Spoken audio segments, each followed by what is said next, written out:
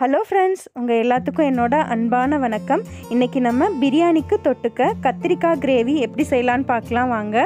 இது பிரியாணிக்கு மட்டும் இல்லாமல் ஃப்ரைட் ரைஸ், புலாவ், குஸ்கா அது மாதிரி எல்லாத்துக்குமே ரொம்ப டேஸ்ட்டாக இருக்கும். ரொம்ப அருமையான இந்த ரெசிபியை எப்படி செய்யலான்னு பார்க்கலாம் வாங்க.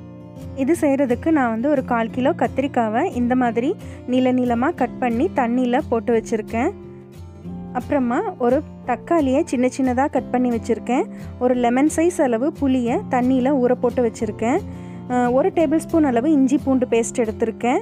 2 பச்சை மிளகாய் குட்டியாக கட் பண்ணியிருக்கேன். 1 கொத்து கருவேப்பிலை, 1 பெரிய வெங்காயம் சின்னதாக நறுக்கி வச்சுருக்கேன். இப்போது ஒரு பேனை ஸ்டவ்வில் வச்சுட்டு அதில் 1 டீஸ்பூன் அளவுக்கு வெள்ளை எள்ளு சேர்த்துக்கலாம். 2 டேபிள் ஸ்பூன் அளவுக்கு வறுத்த நிலக்கடலை தோலை நீக்கி சேர்த்துக்கலாம். ஒரு 5-6 முந்திரி பருப்பு சேர்த்துக்கலாம். இதெல்லாத்தையும் நல்லா ட்ரை ரோஸ்ட் பண்ணிக்கலாம். இந்த எள்ளும் நிலக்கடலையும் தான் நம்ம இந்த கத்திரிக்காய் கிரேவிக்கு ரொம்ப டேஸ்ட்டு கொடுக்கக்கூடியது. கறிக்கிடாமல் நல்லா வாசம் வர வரையும் வறுத்துக்கலாம். இப்போ இந்த வறுத்த பொருட்களை ஒரு மிக்சியில் எடுத்துக்கலாம். ஆறுனதுக்கப்புறமா மிக்சியில் எடுத்துக்கலாம்.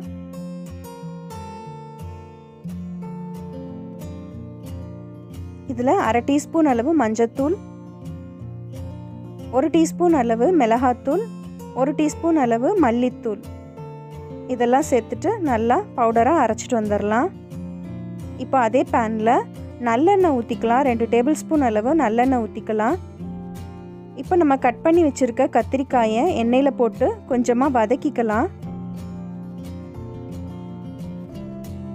எண்ணெயில் வதக்கி இந்த கிரேவி செய்யும்போது ரொம்ப டேஸ்ட்டாக இருக்கும்.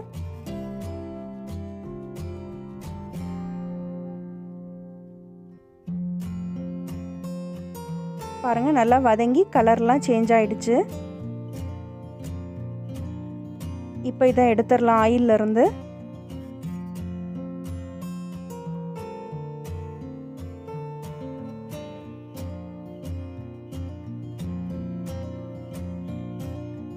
இப்போது அதே எண்ணெயில் 1 டீஸ்பூன் அளவு கடுகு, 1/2 டீஸ்பூன் அளவு வெந்தயம், 1/2 டீஸ்பூன் அளவு சீரகம் இதெல்லாம் போட்டுடலாம். வெந்தயம் சீரகம் எல்லாம் பொரிஞ்ச உடனே கருவேப்பிலையும் நம்ம எடுத்து வச்சுருக்க பச்சை மிளகாயும் போட்டுக்கலாம்.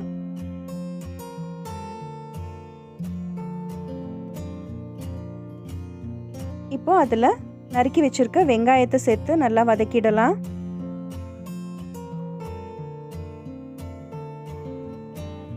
இந்த ரெசிபிக்கு தேவையான அளவு உப்பை இப்போவே போட்டுடலாம். வெங்காயமும் நல்லா வதங்கிடும்.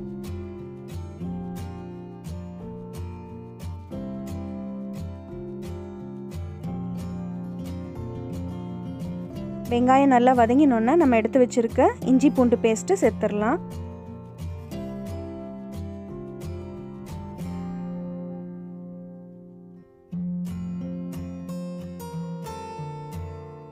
இஞ்சி பூண்டு பேஸ்ட்டு பச்சை வாசனை போடணுன்னா நம்ம எடுத்து வச்சுருக்க தக்காளியை சேர்த்துக்கலாம். நல்லா வதக்கி விட்டுறலாம். தக்காளி சேர்த்து தக்காளி நல்லா மேஷ் ஆகிற அளவு நல்லா வதக்கி விட்டுறலாம்.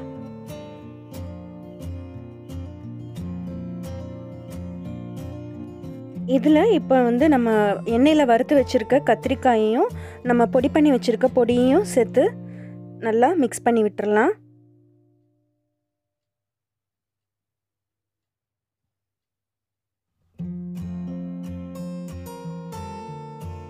இப்போ நம்ம எடுத்து வச்சுருக்க புளியை கரைச்சி அந்த புளி தண்ணியை இதில் ஊற்றிடலாம்.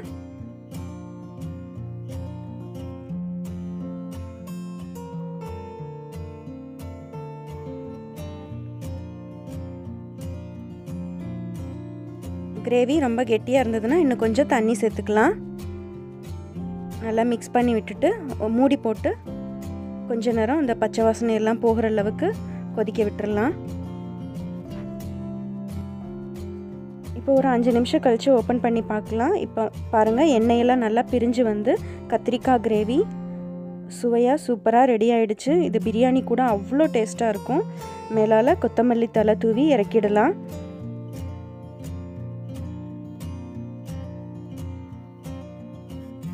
சூப்பரான இந்த கத்திரிக்காய் கிரேவி ரெசிபி உங்களுக்கு பிடிச்சிருந்ததுன்னா மறக்காமல் பானூஸ் குக்கரியை சப்ஸ்கிரைப் பண்ணுங்கள்.